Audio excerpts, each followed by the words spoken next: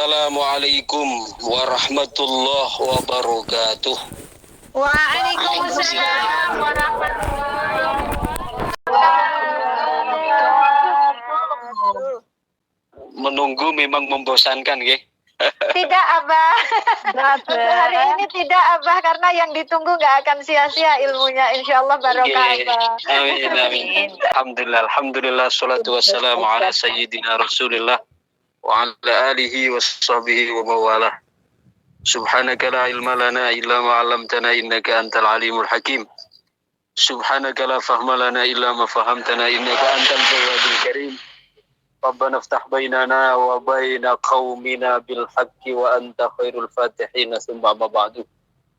Yang saya hormati segenap jajaran pengasuh, penasehat dan dewan harian Majelis Dzikir wa Ta'lim Al-Asmaul Husna. Berikut semua jemaah yang hadir dimanapun berada, baik di Taiwan, di Korea, di Hong Kong, dan semuanya yang selalu setia dalam mendengarkan pengajian yang selalu istiqomah digelar di dalam Majelis Ta'lim wa Dzikir Al-Asmaul Husna. Tanpa sedikit pun mengurangi rasa hormat saya kepada seluruh yang bertasyakuran, karena biasanya saya kan dibacakan satu-satu, Iya, tapi Abah. ini karena waktunya yang tidak memungkinkan, maka saya Fatihah Alhamdulillah secara tadi sudah, Abah. Iya. Alhamdulillah. Insya Allah tidak ada kecemburuan di antara santri Asmaul Husna, insya Allah, karena semua Sudah, sudah Abah, ikhlas dan berkah, insya Allah yang dinanti. Nggih. Terima kasih, masih dalam suasana Idul Fitri, nggih. Saya selaku salah satu yang dipercaya untuk belajar bersama di Majelis Dzikir Al-Asmaul Husna, tentunya setiap ucapan saya, sikap saya itu tidak akan sedikit akan didapati banyak kesalahan, keluputan, terutama keterlambatan. Maka masih dalam nuansa Idul Fitri ini saya menyampaikan minal aidin wal faizin, mohon maaf batin lahir. Mohon Iya, maaf. Abah, sama-sama. Kenapa saya balik? Kenapa, Bah? Biasanya kan mohon maaf lahir batin, nggih. Sengaja Iya. saya balik ini untuk membuat kejutan bagi warga Asmaul Husna nih. Kenapa mohon maaf batin lahir? Kok tidak sama seperti yang umum, mohon maaf lahir batin? Dari dalam dulu ya, Bah? Dari dalam dulu. Kalau dari dalam memaafkan, yang luar pasti memaafkan. Boten, Iya, betul. Iya. Tapi kalau luar memaafkan, dalam memaafkan Berarti belum tentu. belum tentu. Belum tentu, ya kelihatan. Belum tentu. Iya, Bah. Maka saya sekarang buat kejutan bagi Asmaul Husna, mohon maaf batin lahir. Yang batin dulu, maka yang lahir pasti. Ikut, Hadirin insya Allah. jamaah Majelis Ta'lim wa Dzikir Asmaul Husna yang dirahmati Allah. Idul Fitri itu adalah momentum kita untuk kembali merasakan nuansa kesucian, nuansa kefitrian, nuansa keindahan kita di dalam mencapai pencapaian yang dulu pernah kita capai ketika di alam arwah, yaitu kita memiliki jiwa yang suci, menyaksikan keindahan berasik masuk dengan Allah. Karena yang namanya fitrah itu memiliki makna suci dan alami. Fitrah itu memiliki makna suci dan alami. Fitrah itu ada dua. Ada fitrah ghariziyah, ada fitrah munazalah.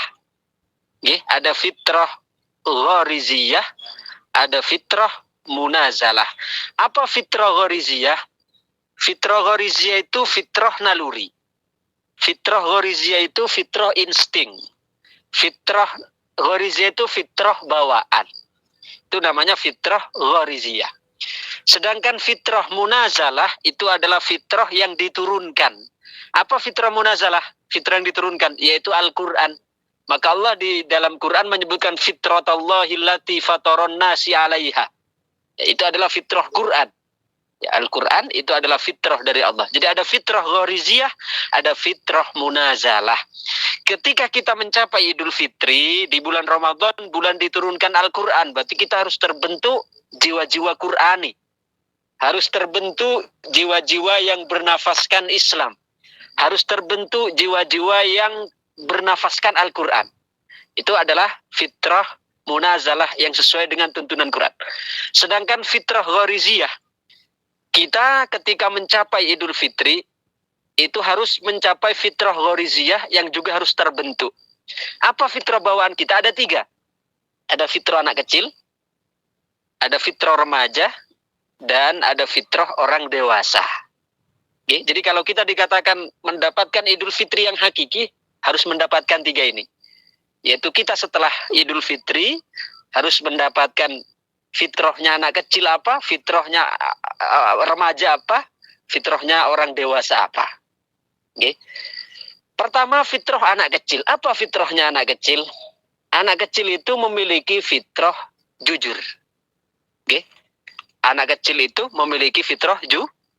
Coba sampean kalau punya anak kecil masih usia 4 tahun, 5 tahun, 6 tahun, 7 tahun.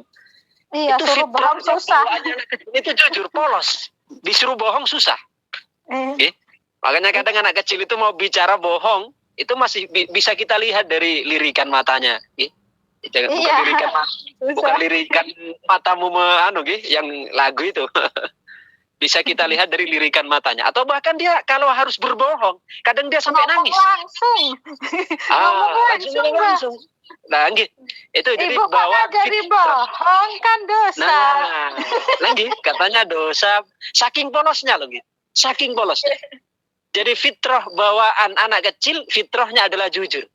Maka begitu juga ketika kita masuk di Idul Fitri itu harus memiliki pertama yaitu terlahir seperti jiwa anak kecil, yaitu memiliki kejujuran. Oke, memiliki kejujuran. Jadi kalau kita setelah Lebaran itu semakin jujur, semakin takut berkata bohong, berarti kita sudah dilahirkan ya mendapatkan fitrah pertama, fitrah anak kecil, yaitu jujur. Ya, itu harus kita tanamkan. Berarti kita setelah Idul Fitri harus tambah belajar untuk jujur, karena jujur itu adalah fitrahnya yang pertama. Yang kedua sekarang. Yang kedua fitrahnya remaja. Nah, kalau fitrah anak kecil jujur. Kalau fitrah remaja apa kira-kira? Berusaha cantik, bagus, pengen yang indah-indah gitu. Bawaannya. Itu kalau remaja nggih. Kalau yang mama enggak ingin yang indah juga dah. Ingin. Lah, berarti bukan fitrahnya belum. Maka saya kalau ditanya, apa bedanya muslimat dengan fatayat? Ayo muslimat. Ayo. Apa perbedaan fatayat dengan muslimat? Kalau muslimat itu udah emak-emak. udah tua. Kalau fatayat itu pasti belum tua, masih muda. Oke. Sering saya sampaikan ketika pengajian-pengajian di muslimat fatayat ngaten. Perbedaan antara muslimat dengan fatayat itu ada perbedaan secara organisasi, ada perbedaan secara urfi. Secara urfi itu secara adat kebiasaan. Urfi. Kalau secara organisasi yang disebut fatayat itu kan ya generasi perempuan Nahdlatul Ulama yang di bawah 40 tahun kan, 40 tahun ke bawah secara usia. Iya. Ya, 40 tahun ke bawah. Itu. Oke, masuk fatayat. Tapi kalau 40 tahun ke atas, masuk apa? Muslimat. Itu secara organisasi. Tapi secara urfi, secara kebiasaan, fakta lapangan tidak begitu. Lebih simpel lagi perbedaan muslimat dengan fatayat apa? Kalau fatayat tasnya itu isinya biasanya parfum, isinya itu adalah minyak wangi, isinya itu lipstick, isinya bedak. Fatayat itu berarti. Iya. Tapi kalau muslimat isinya itu apa? Balsam, minyak enggak.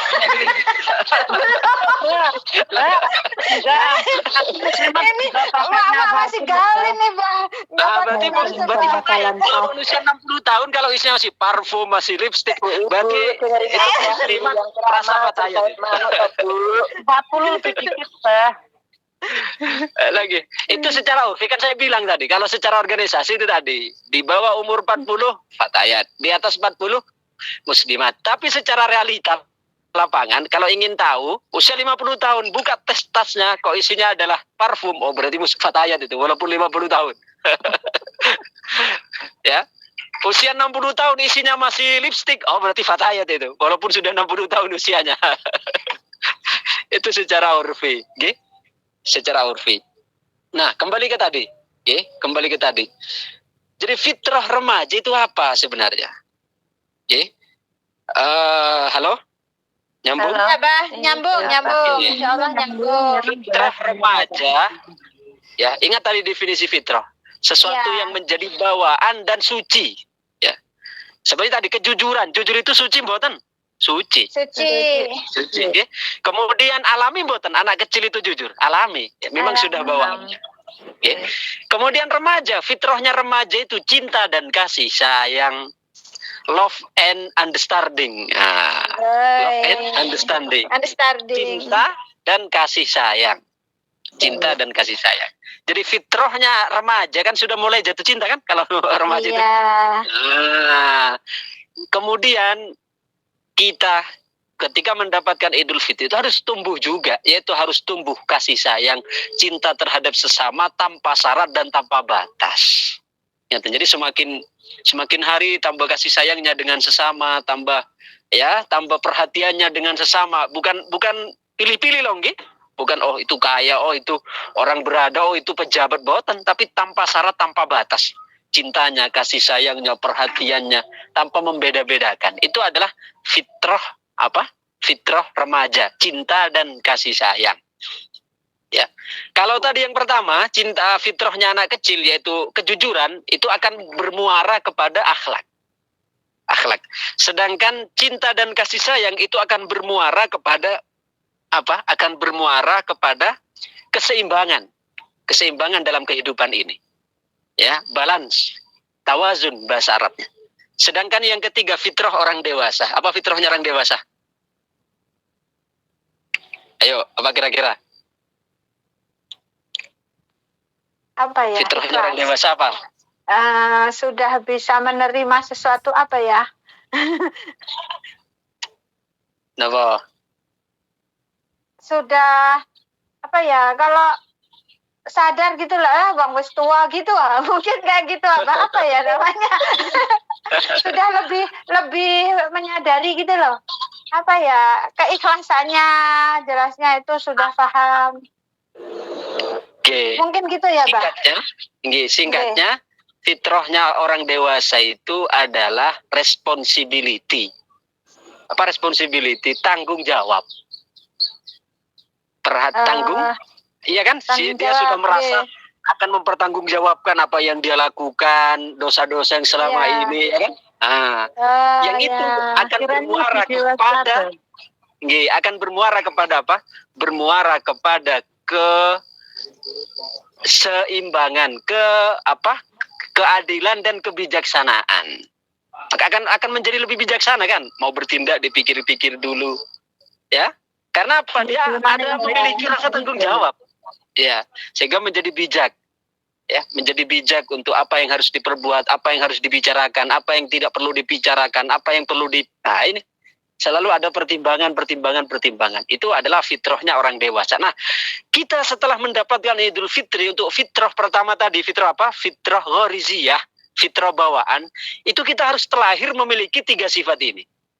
Fitrahnya anak kecil yaitu jujur, kita harus belajar jujur, tambah jujur setelah Lebaran. Kemudian kita harus belajar juga apa? Fitrahnya remaja yaitu cinta dan kasih sayang. Mencintai sesama, ya, tanpa syarat dan tanpa batas. Dan juga sekaligus belajar untuk tanggung jawab, responsibility yang akan menghantarkan kepada kebijaksanaan. Nah, cuma sekarang apa yang menghalangi? Nah, ya, apa yang menghalangi kita sampai kepada fitrah 3 ini? Baik fitrah kejujuran, fitrah kasih sayang, fitrah ya tanggung jawab. Itu yang menghalangi ada 3. Ya, yang menghalangi ada 3. Jadi kita tidak mendapatkan 3 fitrah ini, fitrah kejujuran, fitrah kasih sayang, fitrah ya tanggung jawab. Itu ada 3 yang menghalangi sebagai penghalangnya. 1, kebodohan. Yang kedua, hawa nafsu. Ya, yang kedua hawa nafsu. Hawa nafsu. Yang ketiga yaitu ego atau yang disebut dengan ananiyah, egoisme. Jadi tiga ini adalah yang menghalangi kita untuk mendapatkan tiga fitrah tadi. Fitrah jujur, fitrah kasih sayang, fitrah tanggung jawab. Yang menghalangi tiga, kebodohan, ya, kemudian apa? Hawa nafsu dan egoisme. Nah, sekarang untuk menghadapi tiga ini apa? Nah, tak kasih langsung dengan kunci-kuncinya, nggih. Untuk menghadapi kebodohan, caranya apa? Ya, caranya ngaji. Belajar. Nah, karena belajar itu berfungsi untuk apa? Untuk memberantas kebodohan. Ngaji itu untuk memberantas kebodohan. Maka kegiatan-kegiatan Ramadan itu kenapa? Ya, coba kita perhatikan di mana-mana kampung-kampung itu marak pengajian-pengajian Ramadan. Kenapa? Sebenarnya bukan sekedar seremonial itu, tapi untuk meretas yang pertama tadi yang dapat menghalangi fitrah, yang dapat menghalangi kita mencapai fitrah itu kebodohan. Sedangkan kebodohan dapat diretas dengan taklim atau dengan belajar atau dengan ngaji. Jelas lagi? Jadi kebodohan itu dapat diberantas dengan ngaji, dengan taklim, dengan belajar. Sedangkan yang kedua apa tadi penghalangnya? Nafsu. Nafsu itu dapat diberantas dengan mujahadah. Nah, dengan mujahadah. Apa mujahadah? Ya melawan nafsu. Dengan apa? Dengan 4 prinsip. Ngurangi makan, ngurangi tidur, ngurangi pembicaraan, ngurangi pergaulan kecuali yang manfaat. Maka ketika puasa, kenapa kita belajar itu kan? Kita makan dikurangi, tidur dikurangi, pergaulan dikurangi, pembicaraan juga dikurangi. Sebenarnya itu prinsip mujahadah supaya kita sukses untuk menaklukkan nafsu. Karena nafsu itu dapat dihadapi dengan apa? Mujahadah. Nah, kemudian yang ketiga, yang terakhir, apa tadi penghalangnya? Ego. Nah, ego itu dapat diberantas. Ya, dengan apa? Dapat diberantas dengan muraqabah dan khidmah. Yang mana? Muraqabah dan khidmah. Apa muraqabah? Muraqabah itu selalu merasakan di dalam hati bahwa dirinya diperhatikan oleh Allah. Selalu merasa diperhatikan oleh Allah. Kalau kita merasa diperhatikan oleh Allah, maka tidak akan bisa kita bersikap egois, bersikap ya sombong dan seterusnya. Yang kedua, khidmah. Khidmah itu apalah? Ya gampangannya, khidmah itu melayani. Ya, karena ketika kita khidmah itu pelayanan lah. Ngabdi bahasa sederhana itu mengabdi. Murid ngabdi pada guru, anak mengabdi pada orang tua. Kita di masyarakat mengabdi kepada masyarakat. Ini namanya khidmah. Membantu orang lain lah, apa yang bisa kita bantu. Nah, itu namanya khidmah. Jadi, saya ulangi lagi, apa pencapaian ya yang kita dapatkan setelah Lebaran ya? Mendapatkan Idul Fitri, karena fitri itu ada fitrah itu ada dua, ada fitrah ghoriziyah, ada fitrah munazalah. Fitrah ghoriziyah itu adalah fitrah bawaan yang suci, dan yang kedua fitrah munazalah adalah Al-Qur'an. Maka ketika kita keluar di Ramadan yang di dalamnya diturunkan Quran, maka kita harus memiliki 3 fitrah. Fitrah anak kecil yaitu kejujuran, fitrah anak remaja yaitu cinta dan kasih sayang, fitrah orang dewasa yaitu tanggung jawab. Cuma yang menghalangi fitrah ini ada berapa tadi? Ada 3. Ada 3. Apa 3 ini? Kebodohan, nafsu, dan ego. Nah, untuk menghadapi ini apa caranya?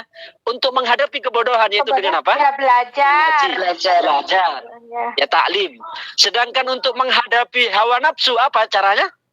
Mujahadah. Ya, mujahadah 4 tadi. Ngurangi makan, ngurangi tidur, ngurangi pergaulan, ngurangi pembicaraan. Sedangkan untuk menghadapi ego itu dengan apa? Muraqabah dan khidmah. Muraqabah dan khidmah. Jelas nggih? Singkat tapi mudah-mudahan padat nggih, bisa dipahami apa yang kita sampaikan, sehingga Idul Fitri ini betul-betul bukan hanya sekedar seremonial yang kita lalui ya setiap tahun, akan tapi betul-betul menjadi momentum yang menghantarkan kita kepada peningkatan spiritual kita di hadapan Allah Subhanahu wa taala. Amin. Amin. Amin ya Allah ya Rabbal alamin. Allahumma shalli wa sallim wa barik ala sayyidina Muhammad wa ala alihi wa sahbihi wa barik wa sallim ajmain. Alhamdulillahirabbil alamin. Hamdan yuwafina wa yukafi masjidah. Ya Rabbana lakal hamdu kama yanbaghi li jalali wajhika wa 'azimi sultanik. Rabbana atina dunya hasanah wa fil akhirati hasanah wa qina adzabannar. Sallallahu ala sayyidina Muhammad wa ala alihi wa sahbihi wa barik wa sallim ajmain. Alhamdulillahirabbil alamin. Al-Fatihah. أعوذ بالله من الشيطان الرجيم بسم الله الرحمن الرحيم الحمد لله رب العالمين الرحمن الرحيم مالك يوم الدين إياك نعبد وإياك نستعين اهدنا الصراط المستقيم صراط الذين أنعمت عليهم غير المغضوب عليهم ولا الضالين Amin ya Rabbal alamin. Oke, terima kasih. Mohon maaf. Assalamualaikum warahmatullahi wabarakatuh. Waalaikumsalam warahmatullahi wabarakatuh. Warahmatullahi wabarakatuh.